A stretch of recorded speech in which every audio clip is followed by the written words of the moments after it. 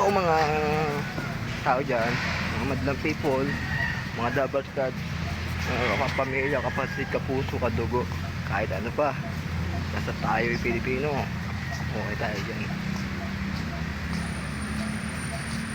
Bobotohan na. Sana lahat ng politiko, kahit hindi magbobotohan, magpagawa ng mga park, mga kalsadang talagang kung sira lang, yung pagagawa, huwag na yung buo na sisirain. Papakita lang na may magawa sila.